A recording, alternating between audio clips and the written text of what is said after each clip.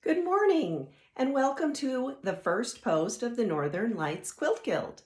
My name is Kay Smith and I'm the current president of our guild.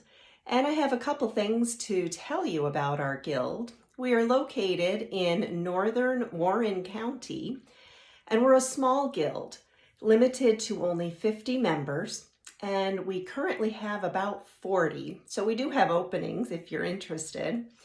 But we meet once a month on the third Saturday, and we meet in the Horican Town Hall, usually. In these crazy times, we're going to be having Zoom meetings starting in October. Our meeting in September is being held outside to acclimate everyone to using Zoom, having a live show and tell, but at least we'll be socially distanced and be safe. I also want to share with you that we have a sit and sew, generally speaking, once a month also on the first Saturday of every month. And that is also held in the Horican Town Hall in Brant Lake, New York. If you have further questions, of course, you can always contact any of our members.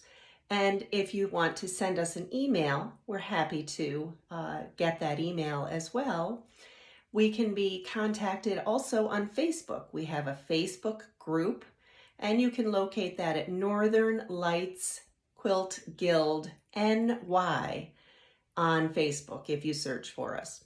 I also wanted to share with you just two quick things to kind of show you how we operate. We are not a very fancy organization, and if you are interested in a really fancy organization, then we're probably not for you. We kind of operate in a very, very simple way, but we work on having fun, and our focus is on projects and enjoying each other's company, supporting each other, and helping each other to learn. So today I have a couple of things. I want to show you a couple of projects that I've just finished, but I also want to share with you something that I just ran through my washer. We have talked about this in the past, about should we or shouldn't we wash our fabrics?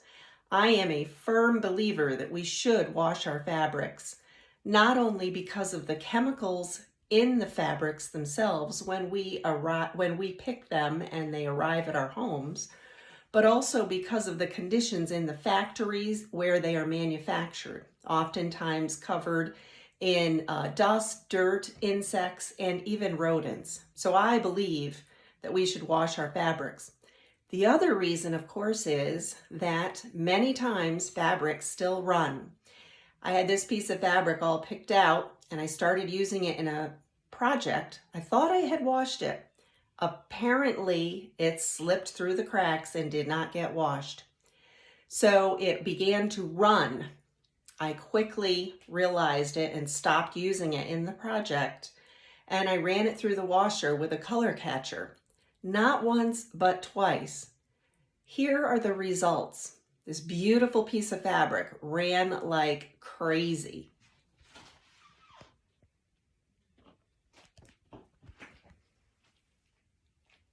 As you can see, this is the fabric.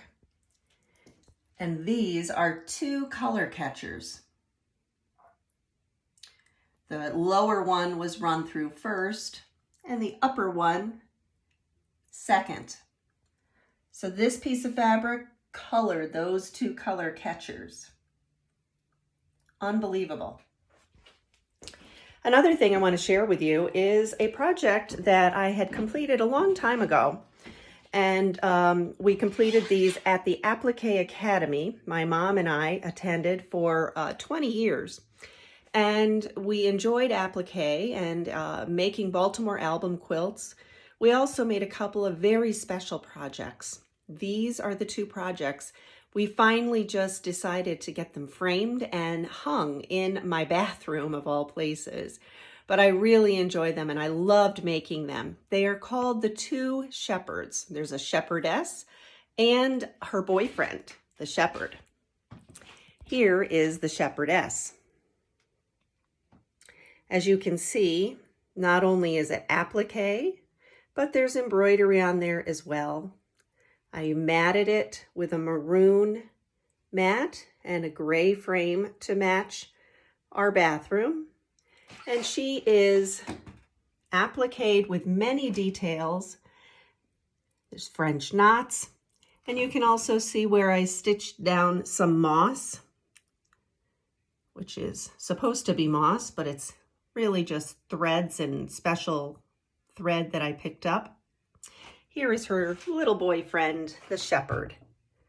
Isn't he sweet? And they're gazing at one another, of course. Again, applique details, embroidery, grass. His little socks are held up by little tiny embroidery threads. And his face, I am no artist. I can copy a pattern, but I'm no artist. So my friend Ellen Heck, who designed this pattern, actually drew on his face for me. I can't claim credit for him, but I did do the stitching and I put his hair on. So I hope that you have enjoyed seeing just a couple of things about our guild, hearing about our guild. We'd love to invite you to join us. Again, we meet on the third Saturday of every month at 9 o'clock at the Brant Lake Town Hall. If you have further questions, you can always call me at 518-494-3441. I look forward to seeing you in person sometime soon. Take care.